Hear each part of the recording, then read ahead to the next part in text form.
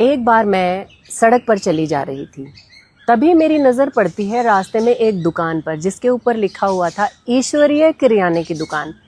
ऐसा अजीब नाम पढ़कर मुझे बड़ी उत्सुकता हुई कि ये क्या है।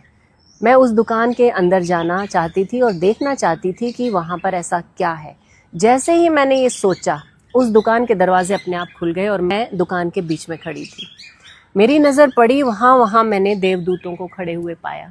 वो देवदूत मुझे एक टोकरी देते हैं और कहते हैं, बेटा सोच समझकर यहाँ पर जितना भी सामान है तुम उसे खरीद लो और अपनी इस टोकरी में भर लो, और अगर तुम्हारी ये टोकरी भारी हो जाए ना तो तुम दोबारा आकर ले जाना। जब मैं इधर उधर घूम रही थी तो मैंने देखा, सबसे पहले विश्वास था।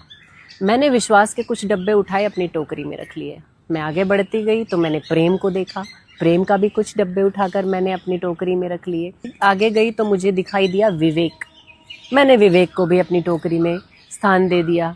और मैं आगे बढ़ी तो मुझे दिखाई दिया वहाँ पर सहनशीलता थी, मैंने सहनशीलता को भी अपनी टोकरी में जगह दे दी। मैं आगे बढ़ी तो मुझे पवित्रता नज़र आई।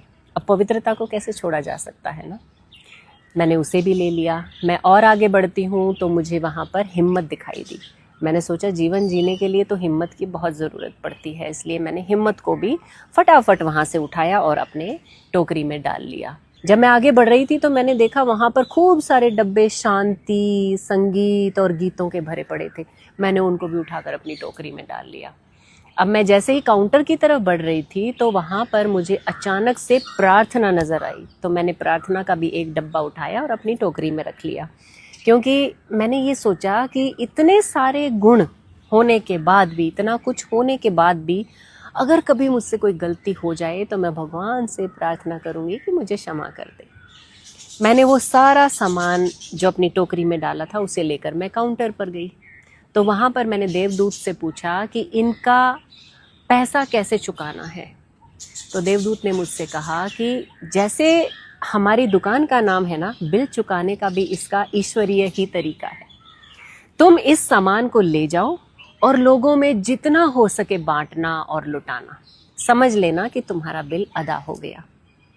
तो जैसे इस टोकरी में इतना सामान भरा है ना, ऐसे ही इस दुनिया में बहुत सारे ऐसे लोग हैं जिनके अंदर ये सारे गुण होते हैं, और जैसे जैसे उनकी टोकरी हल्की होती जाती है वो फिर से सत्संग में जाते हैं और अपनी टोकरी को भर कर ले आते हैं। मेरी तभी अचानक से आँख खुल गई।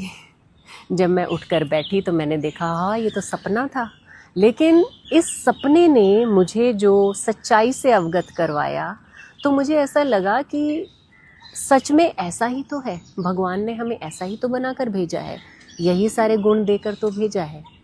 लेकिन हम उन गुणों को पहचानते नहीं हैं, सत्संग में जाते नहीं हैं, तो हम चीज़ों को लुटाने में आनाकानी करते हैं। तो कोशिश कीजिए, जो भगवान ने आपको टोकरी भर कर इतने सारे गुण थमाए हैं, उन गुणों को बांटते चलिए, लुटाते